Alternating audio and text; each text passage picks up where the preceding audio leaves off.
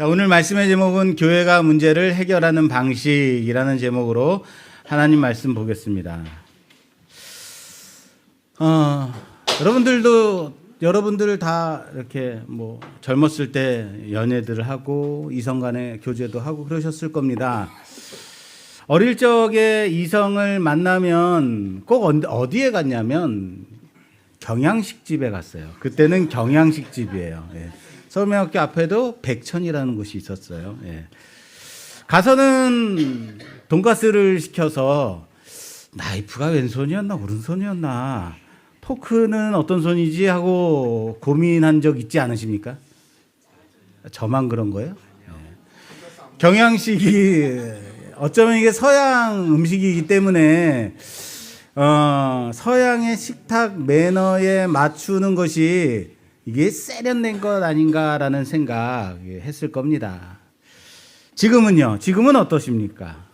예, 편하게 잡히는 대로 그냥 잡고 먹죠. 아니면 아예 여기 지금 얘기한 대로 처음부터 다 조각조각 잘라놓고 포크로 집어 먹죠. 그죠?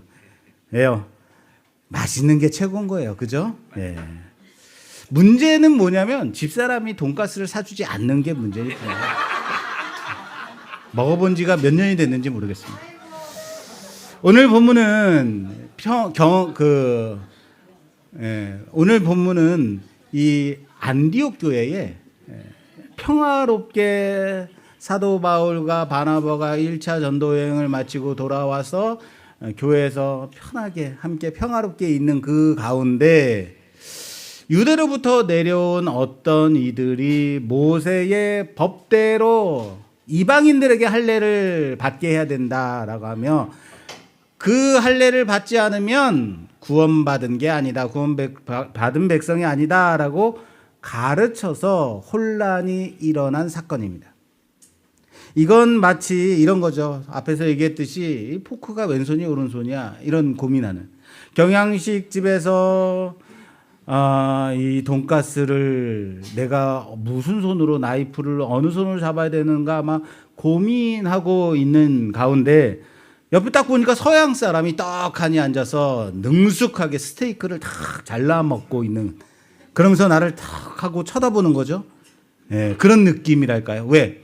유대인들은 이미 이 문화에 이 법에 익숙한 사람들이잖아요. 그런데 안디옥에 있는 사람들은 이방인들이잖아요. 그래서 이 율법이나 이런 데 잘 알지 못하는데 야, 율법은 이런 거야 라고 말하니까 마치 우리가 서양 사람들을 바라보면서 갖는 느낌.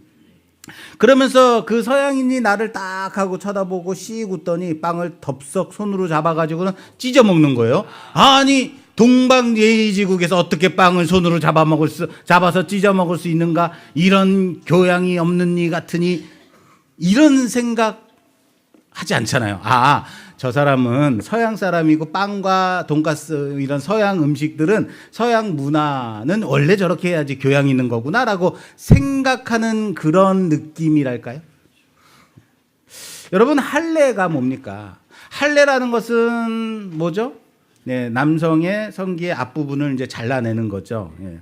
할례는 아주 오랫동안 아브라함의 후손, 다시 말해서 하나님의 선택받은 백성이라는 것을 증명하는 유일하고도 절대적인 언약의 표지였습니다. 이 언약의 표지 없이는 누구도 하나님의 자녀다, 하나님의 백성이다라고 말할 수 없는 생각이 유대인들의 뼛속 깊이 새겨져 있었다라는 겁니다.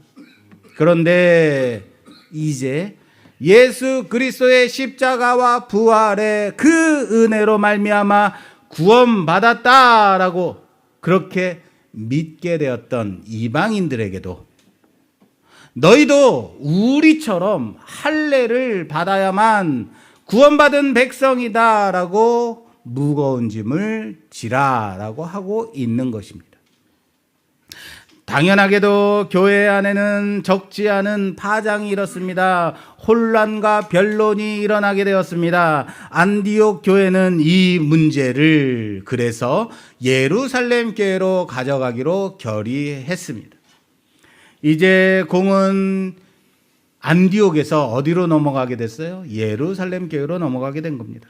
교회는 과연 이 중대한 질문 앞에서 무엇을 붙들고 어떤 방식으로 하나님의 뜻을 찾아갈 것인가? 어쩌면 단지 안디옥 교회에서의 혼란으로 끝날 수도 있었던 문제를 어쩌면 교회의 심장부인 예루살렘까지 가져가서 더 확산시키는 것은 아닐까라는 생각 들 수 있죠. 그러면 더 혼란스러운 문제가 일어나게 되면 어떻게 될 것인가? 그래서 교회가 문제를 어떤 방식으로 해결해야 되는가를 우리는 살펴봐야 되는 겁니다. 이럴 때 교회는 문제를 어떻게 해결해야 되는가? 그 올바른 방식에 대해서 오늘 우리 함께 살펴보려고 합니다. 이것은 비단 2000년 전에 안디옥 예루살렘 교회의 문제만이 아니라 우리 교회 안에도 언제나 일어날 수 있는 문제일 수 있습니다. 그런데요, 여러분 생각해 보세요. 논쟁이 시작된 곳이 어디예요, 지금요? 안디옥 교회입니다. 안디옥 교회가 어디예요? 바울과 바나바가 세운 교회이죠. 여러분, 논쟁, 토론하면 바울은요, 누구에게도 쉽게 밀리지 않는 토론의 귀재인 거예요. 바울이 어떻습니까? 이 수많은 성경을, 서신서를 쓴 사람 아닙니까? 예, 뭐라 그럴까요? 그 토론의 귀재, 변증의 귀재라고 말할 수 있는 사람이에요. 바나바는 어떤 사람이에요? 그리고 바나바, 위로의 아들이라는 별칭을 가지고 있죠. 무슨 말이냐면 사람의 마음을 얻고 공동체를 하나로 세우는데 탁월한 은사를 가진 사람이 바나바인 거예요. 이 둘이 바울의 탁월한 토론의 기술과 그리고 바나바의 사람들을 아우르는 그런 능력이 있는 그 안디옥 교회예요. 이것은 마치 이런 거예요. 아내와 제가 이제 말다툼을 하게 되면 아내는 절대 저를 이기지 못해요. 논리로는 이기지 못해요. 절대. 그래서 예전에는요, 절대 제가 아내에게 말로 지는 법은 없었어요. 이거 저랬잖아, 이랬잖아 하고 말하면 이제 제가 언제나 이기게 되죠. 그런데 요즘은요, 아내는 내가 아무리 논리적으로 이기려고 해도 막무가내로 나를 압도해 버리는 거 있죠. 여러분, 막무가내만큼 무서운 게 없어요. 뭐든지 이길 수 있어요. 그런데 바울은 어때요? 막무가내가 아니죠. 논리에 탁월한 사람이에요. 변증법의 대가예요. 안디옥 교회는 바울과 바나바의 그리고 홈그라운드죠. 이 모든 조건을 고려하면 이 논쟁은 어디에서 끝내는 게 좋냐면 안디옥 교회에서 끝내는 게 좋아요. 안디옥 교회에서 충분히 싸워서 이길 수 있는 싸움이라는 거예요. 그렇죠? 이런 거죠.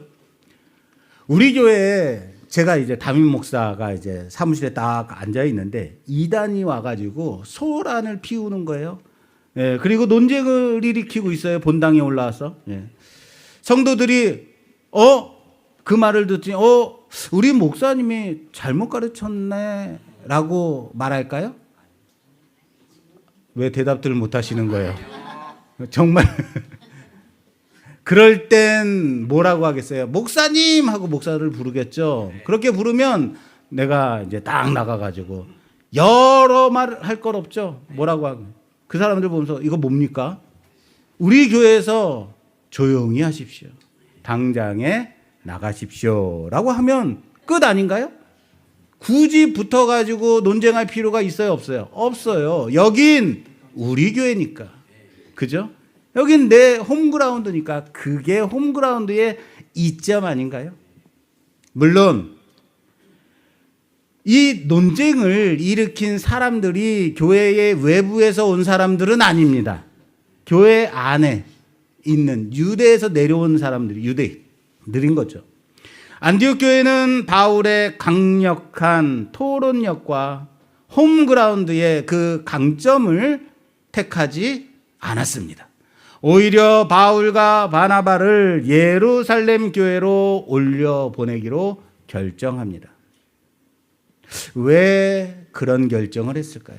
충분히 이길 수 있을 것 같았는데 왜 이길 수 있는 싸움을 눈앞에 두고 굳이 그 무대를 예루살렘으로 옮겨야만 했을까요?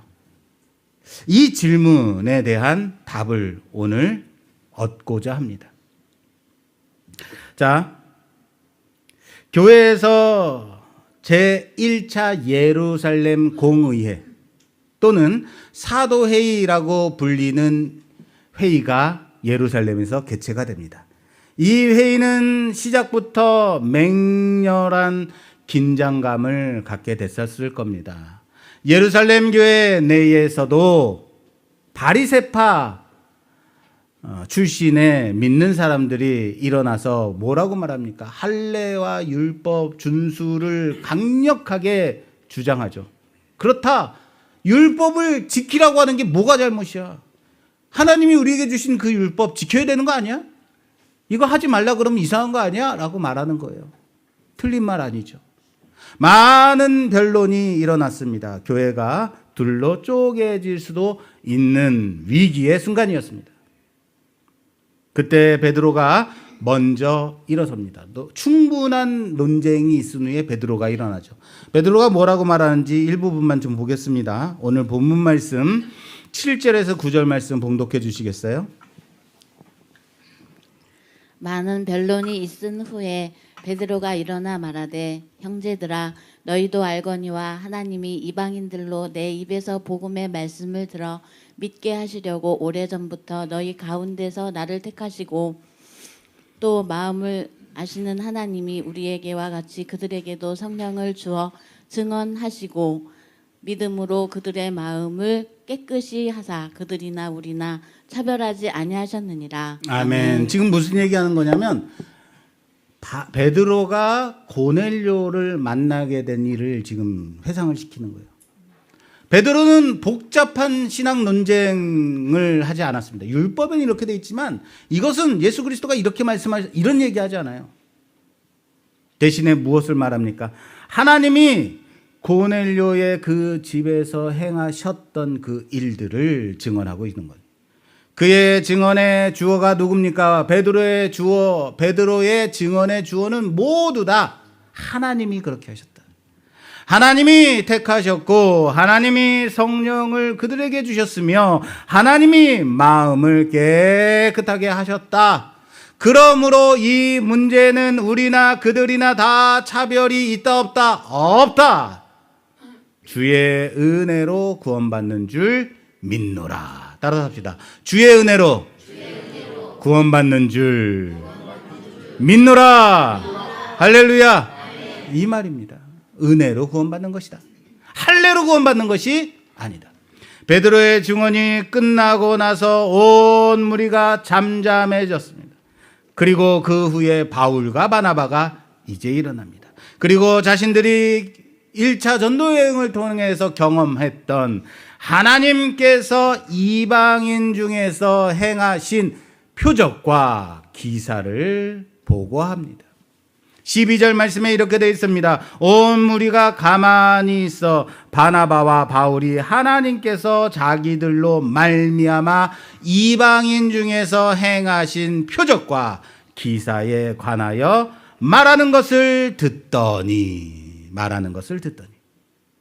그리고 마지막으로 이제 예루살렘 교회의 지도자 이 회의의 의장격인 야고보가 일어섭니다. 이 야고보는요, 예수님의 제자 야고보는 이미 순교했죠. 이 야고보가 누구냐면요, 예수님의 친동생이죠. 예수님의 동생, 형제.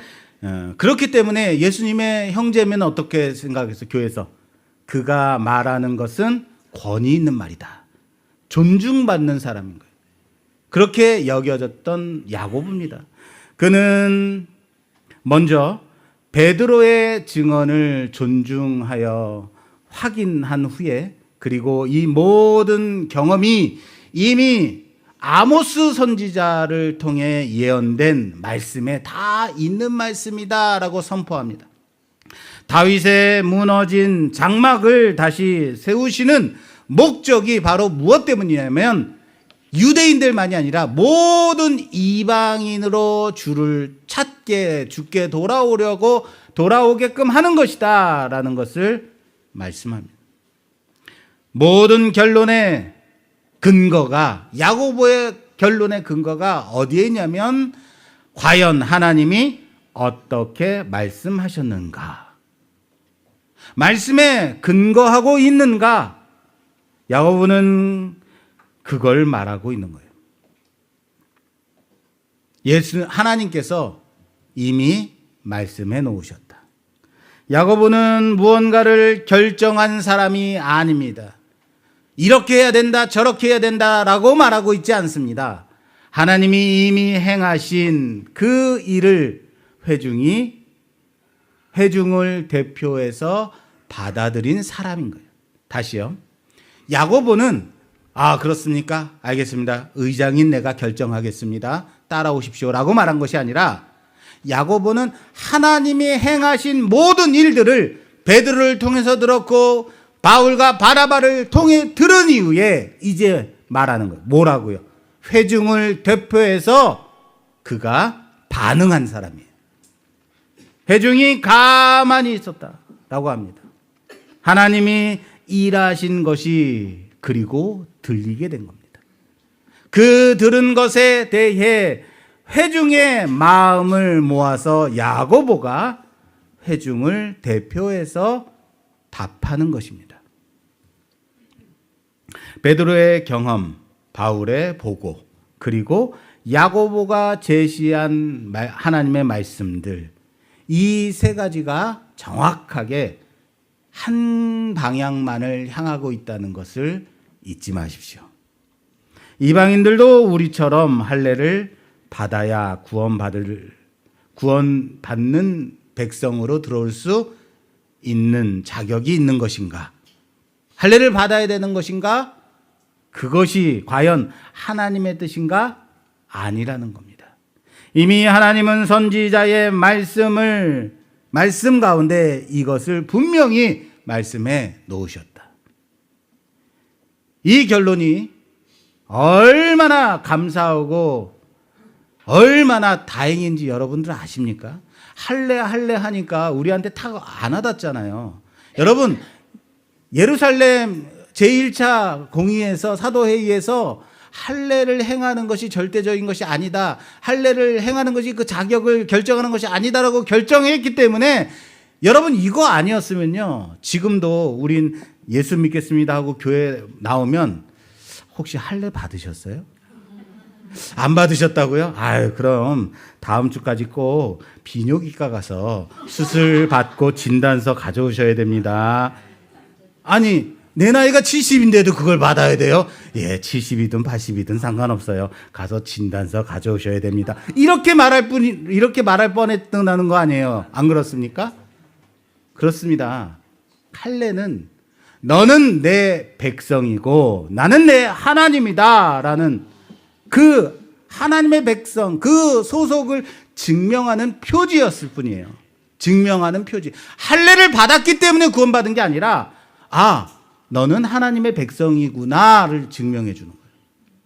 여러분, 우리 요즘 장애인 증명서를 많이들 떼오라 그러죠. 이 장애인 증명서가 있으면 장애인입니까? 이 장애인 증명서가 없으면 장애인이 아닌 거예요? 그러나 장애인 증명서가 내가 장애인임을 증명해 주는 증명서인 거죠. 그죠? 예. 다시 말해, 관계를 증명하는 증표, 하나님과의 관계를 증명해 주는 증표가 할례인 거예요. 그러나 여러분, 율법주의가 무서운 게 언제나 이 순서를 뒤집어 퍼버려요. 관계의 표지였던 할례의식을 관계를 시작하기 위한 조건, 이 안으로 들어올 수 있는 조건, 그걸로 만들어버리는 거예요. 하나님의 백성이 되었기 때문에 감사함으로 받는 언약의 증표가 아니라 하나님의 백성이 되기 위한 자격. 그것을 먼저 제출해야만 하는 자격 증명서 같이 되어버렸다라는 거예요. 이것이 바로 행위로 얻는 구원의 취약점인 거죠. 우리는 행위로 구원을 받는 자들입니까? 한 사람도 행위로 구원받을 수 있는 자는 있다 없다? 없다라는 겁니다. 내 노력, 내 결단, 내 의에 근거한 행위로 구원을 받을 수 없습니다. 이것이 바로 베드로가 말한 우리 조상과 우리도 능히 매지 못하던 멍에, 그것을 이방인들에게 매게 하려는 것이냐, 이 멍에인 거예요.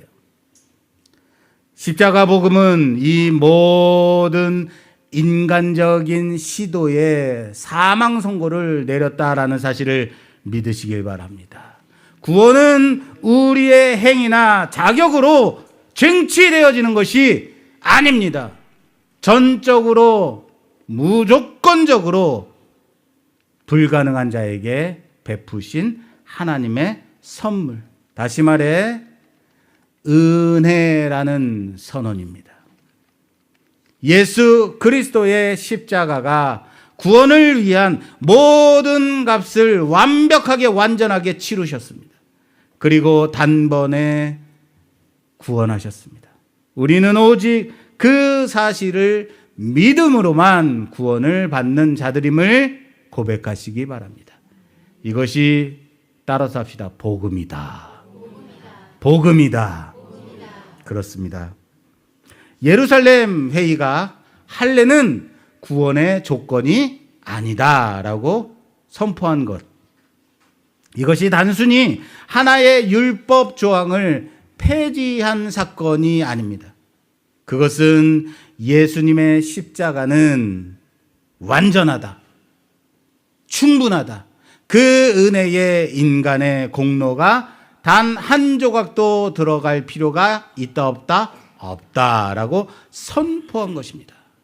그러나 교회는 바로 이 회의를 통해 오직 은혜, 오직 믿음이라는 복음의 심장을 지켜냈다라는 사실을 믿으시길 바랍니다. 오직 믿음입니다. 오직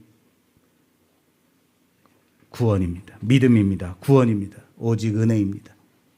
자, 그렇다면 이 중요한 복음의 심장을 교회가 지켜냈어요. 그럼 그들은 어떤 방식으로 지켜낼 수 있었을까? 많은 토론, 많은 논쟁, 많은 변증들이 있었겠죠. 그 비결이 무엇일까? 바로 이 회의의 가장 결정적인 전환점에 있습니다. 어떻게 교회가 이런 결정을 했는가? 그것은 베드로가 증언을 마쳤을 때 일어나게 됩니다. 다시 한번 볼게요. 오늘 12절 말씀에서 14절 말씀, 15절까지 봉독해 주시겠어요? 12절에서 15절. 온 무리가 가만히 있어 바나바와 바울이 하나님께서 자기들로 말미암아 이방인 중에서 행하신 표적과 기사에 관하여 말하는 것을 듣더니 말을 마침에 야고보가 대답하여 이르되 형제들아 내 말을 들으라. 하나님이 처음으로 이방인 중에서 자기 이름을 위한 백성을 취하시려고 그들을 돌보신 것을 시므온이 말하였으니 선지자들의 말씀이 이와 일치하도다 기록된 바. 아멘. 자, 베드로가 말했고 바울과 바나바가 말했고 그다음 야고보가 말하고 있는 부분이에요. 여기서 12절에 이렇게 돼 있어요. 자, 보세요. 온 무리가 가만히 있어 바나바와 바울이 하나님께서 자기들로 말미암아 이방인 중에서 행하신 표적과 기사에 관하여 말하는 것을 듣더니, 제가 강조해서 말한 부분이 있어요 지금요. 자, 가만히 있어 듣더니 이거예요. 이게 원어 성경의 어순이 그래요. 온 무리가 가만히 있었다. 그리고 그들은 들었다. 바울과 바나바가 이렇게 돼 있어요. 다시 말하겠습니다. 온 무리가 가만히 있었다. 그리고 들었다. 무슨 말인지 아시겠어요? 그들이 가만히 있으니 들리게 된 것입니다. 가만히 있으니 들리게 되었다고요. 특별히 가만히 있다라는 이 단어는 헬라어로 시가오라는 단어입니다. 시가오. 이 단어는 그냥 멍청하게 가만히 있는 것이 아니고 이것은 의지를 가지고 스스로 말을 멈추는 행위를 말하는 거예요. 내가 말을 그만해야겠다. 멈추는 행위. 그것을 의미합니다. 그들은 아무것도 하지 않았다라는 것이 아닙니다. 자신의 할 말이 있음에도 불구하고 자신의 입을 더 이상 열지 않았다. 침묵을 선택했다라는 말이에요. 우리는 여기서 무언가를 열심히 하는 순종뿐만 아니라 그것만이 순종이 아니라 잠잠히 가만히 있는 것 또한 순종의 또 다른 모습임을 발견하게 됩니다. 그렇게 시가오했다라는 겁니다. 그리고 들었습니다. 이 적극적인 침묵은 출애굽의 한 장면을 기억하게 합니다. 생각해 보십시오. 홍해를 앞둔 이스라엘 백성들은 아우성치고 있었습니다. 뒤에서는 애굽 군대가 쳐들어오고 있습니다. 정신없이 다들 한마디씩 합니다. 모세 당신이 왜 우리를 이곳으로 데려 여기 길을 모르면 내비게이션이라도 좀 켜고 오지. 이게 뭐 하는 짓이냐. 다들 한마디씩 하고 있어요. 그때 모세가 말합니다. 너희는 가만히 있어서 여호와께서 오늘 너희를 위하여 행하시는 구원을 보라. 여기 가만히 있어라는 이 단어가요. 헬라어 70인역 성경에 똑같은 시가오를 사용하고 있어요. 놀랍지 않습니까? 그리고 그들이 두려워 소란케 했던 자신의 목소리, 자신의 입을 다물었을 때 비로소 홍해를 가르시는 하나님의 일하심을 목격할 수 있었습니다. 할렐루야! 그렇습니다. 예루살렘 회의장에서도 이와 똑같은 영적 원리가 작동했다라는 거예요.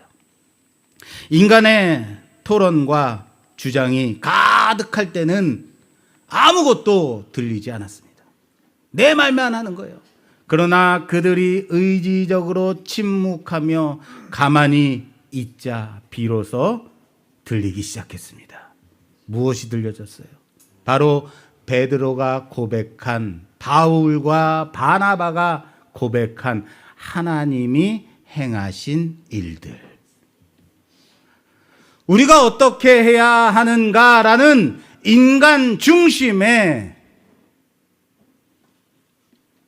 논쟁에서 하나님이 이미 무엇을 하셨는가를 하나님 중심의 경청으로 회의의 패러다임이 완전히 전환된 것입니다. 교회는 바로 이런 곳이어야 된다는 사실을 믿으시길 바랍니다. 내 주장을 내려놓고 의지적으로 시가오할 때 하나님의 일하심을 보게 될 것입니다. 하나님의 행하신 일을 들을 수 있게 되는 겁니다. 그런 공동체가 되어야 됨을 믿으시길 바랍니다. 여기서 우리는 베드로가 말하고 바울이 바나바가 말을 하고 난 후에 말씀이 어떻게 되는지 다시 한번 볼 필요가 있습니다. 그들이 말을 마침에 따라서 합시다. 그들이 말을 마침에 이게 어디에 나와 있냐면요. 베드로가 말을 하고 바울과 바나바가 말을 하고 그들이 말을 마침에예요. 이렇게 돼 있어요. 이게 뭐냐면요. 단지 바울과 바나바가 말을 마쳤다라는 정보의 전달이 아니에요. 보세요. 베드로가 증언했습니다. 회중이 침묵했죠. 그리고 바울과 바나바가 하나님이 자신들에게 행하신 모든 일들을 표적과 기사예요. 여러분, 표적과 기사. 놀라운 일들이죠. 자랑할 게 참 많죠.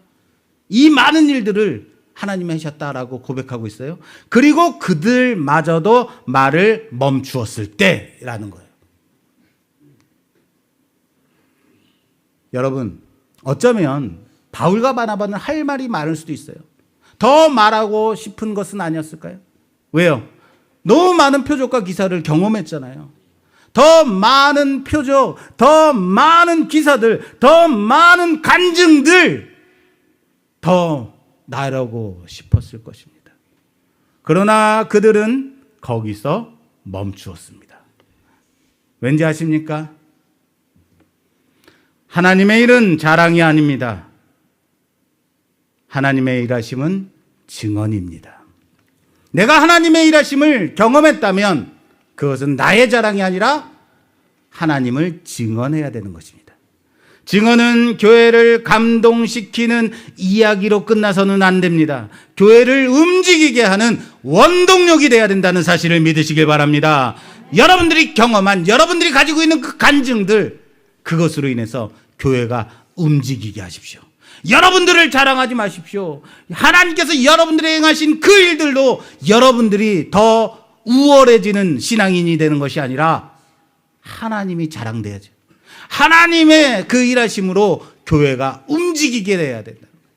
그래서 그들이 말을 마친 후에 바로 그 때에 비로소 공동체가 반응할 수 있게 된 것입니다. 야고보는 그런 의미에서 무언가를 결정한 사람이 아닙니다. 이미 충분히 들은 공동체를 대표해서 반응한 자였습니다. 회중을 대표해서 우리가 이렇게 하겠습니다라고 반응한 자라고요. 이해되세요? 말이 멈춘 그 자리에서 교회는 드디어 결단할 수 있었던 것입니다. 이제 설교의 처음에 제가 여러분들께 물어본 그 질문으로 돌아가 보겠습니다. 왜 바울과 안디옥 교회는 안디옥에서 충분히 끝낼 수 있었던 이 논쟁을 예루살렘 교회까지 가져와야만 했을까? 자신들의 홈그라운드에서 끝내지 않고 예루살렘 교회로 가져왔을까요?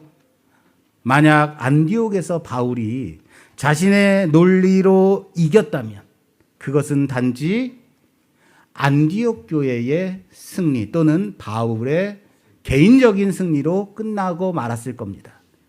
그런데 바울과 바나바가 예루살렘 교회로 가지고 왔을 때에 그곳에도 무슨 일이 있었어요? 바리새파 중에서 몇 사람들이 이방인들에게도 할례를 행하는 율법을 지키게 하는 것이 마땅하다라고 말하는 사람들이 있었다는 거예요. 이것은 비단 안디옥 교회의 문제뿐만 아니라 교회 전체의 문제였다는 거예요. 이는 바울